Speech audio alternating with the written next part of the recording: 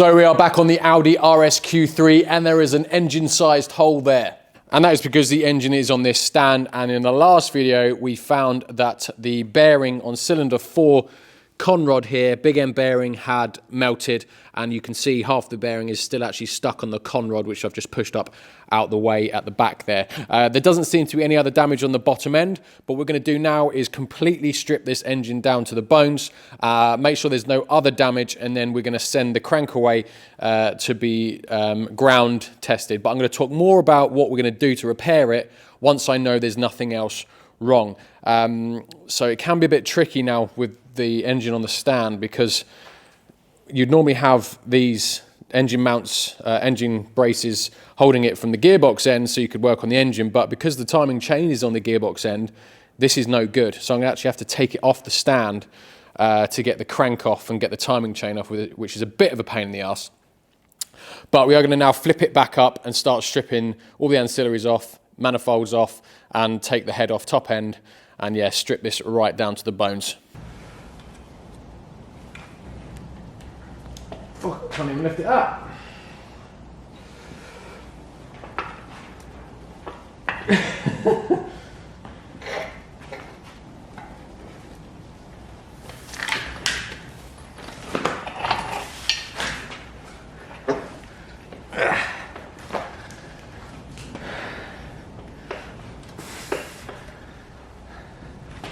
Well, that's harder than it needs to be.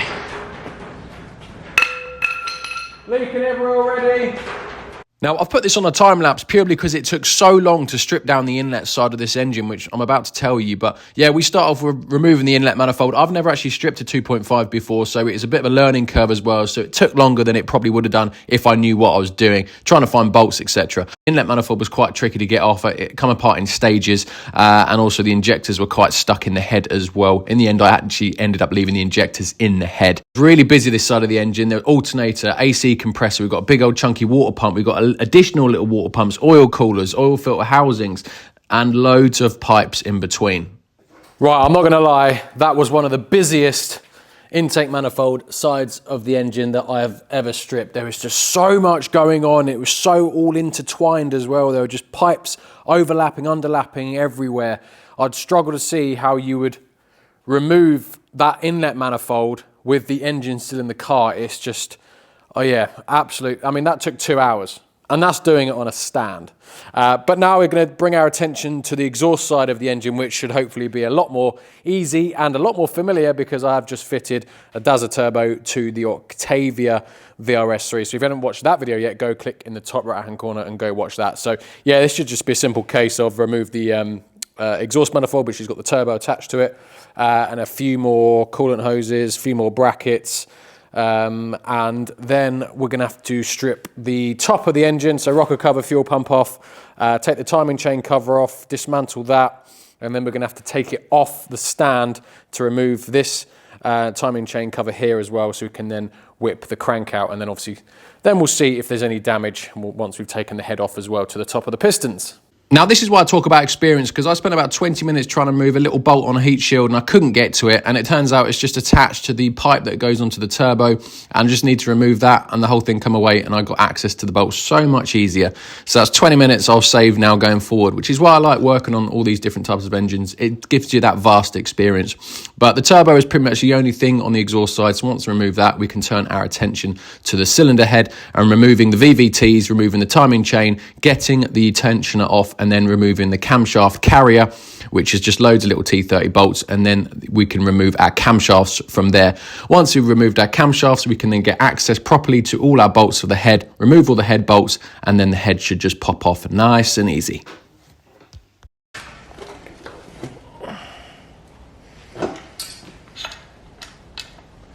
Can't get it off.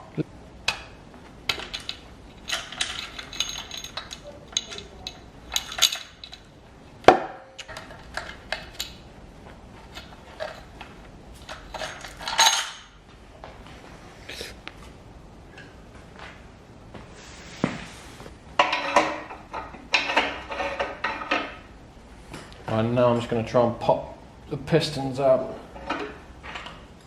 sideways.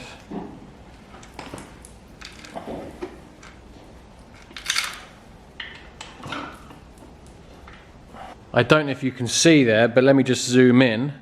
Number 4, can you see that it's got at the bottom there, it's quite clean. So I think, and it's also clean at the top. So I think there's been a bit of contact involved. Oh, luckily I don't want it anyway. She flew. You can see that top and bottom's really clean. So, I don't know, it's not damaged, it just looks really clean. It's a bit odd. You'd suspect it's been hitting the top of or the bottom of the head. But it looks really clean, and there's no real signs on the bottom of the head. But I suspect that's what's happened. And then we can see, look, our bearing, look. So, that's obviously completely melted.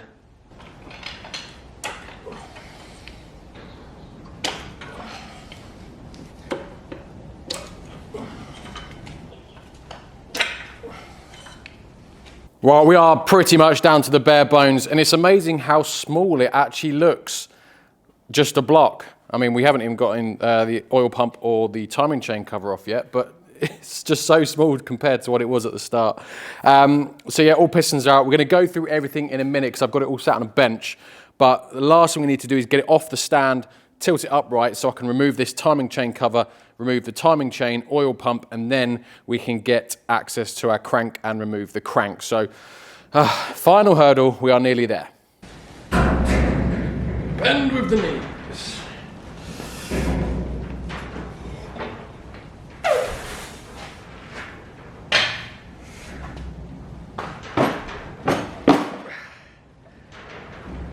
Ow, dug into sides. So we have 2 timing chains on this engine, one that goes from the crank to an idler pulley, and then another one which goes from the idler pulley to the camshafts, and they are all linked together as one, but they are 2 separate chains. Right, final hurdle, just removing the crank. However, the engine's not supported, so this might be a bit difficult to try and do.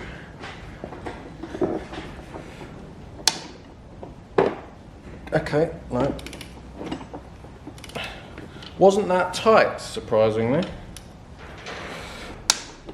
No, they're not.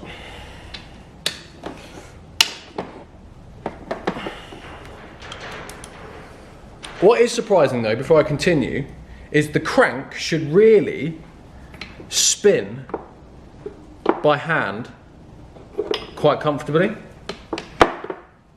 There's no, and it doesn't, it's solid. So that's a bit concerning. So, yeah, I should be able to turn this by hand. There's nothing, this is just sat in some bearings and it should just spin by hand. There should be a little bit of resistance, but it should spin by hand. And it's solid, which is really concerning. So the crankshaft is held on with 6 separate caps, and I've removed all 6 caps, and I'm still struggling to get the crankshaft out, which doesn't bode well. I still can't turn this crank, by the way. I've got nothing holding it in. It's now just held in by gravity, and I still cannot turn it. There we go. Yeah, gravity is holding this crank in, and I still can't turn it, which is incredible. There we go. Oh, could be bent then.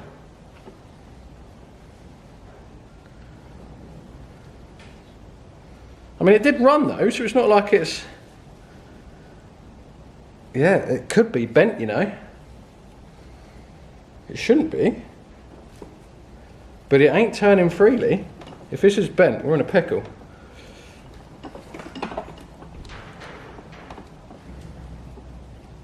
I mean, it ran fine, pretty much, didn't it?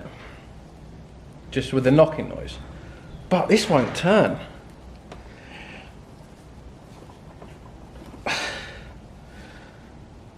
Yeah, that's concerning. I can only turn it freely, sort of half a rotation, not even that,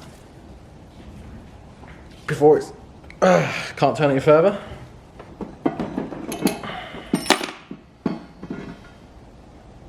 Right, so I've just removed the crank and I've revealed even more damage, and I don't even know where we're going to go from here. Because look, main bearing you can see, I don't know if you can, well, I'm just going to take it out and show you. Oh, there we go. Right, there we go. See it? Absolutely knackered main bearing there.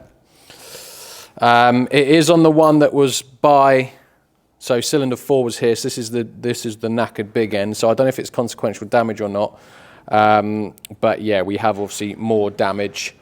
It doesn't look to be so bad on the crank. So 1, 2, 3, it was this one here. There's no, I can't actually see any damage, can't feel anything. You can see, not really, it looks the same as the others, to be fair, so it's a bit, I mean, I know these cranks are hardened, so very less likely to be damaged than obviously the bearing. The bearing will take the hit first. Yeah, so we might be okay, but what I'm going to do quickly is I'm going to take out this bearing, put the crank back in, and then see if it spins now. Right, so the crank does now spin. I can spin it. However, it does feel like it has got a rough spot, which is concerning. So I don't know if the crank's slightly warped. So yeah, there you go. So it feels smooth there, but then it's got a rough spot. Ah, this isn't good. So yeah, the next stage is just going to be sending the crank off now to be tested for trueness, and then if it's all straight and okay, I need to just clarify why it's got a bit of a rough spot on it, and then yeah, be grinding down the journals on the con rods, matching them all, hopefully 0.25 of a mil. If not, I can go to 0.5 and get undersized bearings. So that is going to be next up, and I'm not going to order any parts until I've got the all okay for the crank, because if it's not okay, I ain't going to be able to buy a crank for any half decent money, so then it will be cost effective to go down a new engine road, which is about 5 grand minimum. And here's my parts haul all up here. Look, so we've got all the pistons 1 to 5, main bearing caps as well 1 to 6, and then I started from this end and just partsed everything up as I went along. So if I do put it back together, I'll start from this end and work my way backwards. So yeah, so there you go, a selection of all the parts that was just attached to this engine and what is involved with the engine strip down. So there's a lot of parts. Oh, and also the other thing I forgot to mention is I do actually have some knackered tappets as well. So here we've got, so there's 20 in total, 10 on each side. And if you look here, look, so here is the spring inside of this tappet here, and obviously it's just meant to keep the valve clearances tight. And if I try, I'm pressing down on this here, and I'm trying to press down, and I can't squeeze it. And that is the same for all these. However, this little pile over here, of I think there's 7, if I push it down here, look, no, not that one. I think that one, this one, look. See, look, I can just push it down really easily. So those 7 tappets are also knackered as well. So there's something going on. Just actually been inspecting the exhaust camshafts, and I don't even know if these are okay. Look, that's my nail picking up bits of what? I mean, this is what it should sound like. Nothing, but you can hear where my nail's catching bits of metal. So now is the camshaft knackered as well? Is this engine just completely knackered?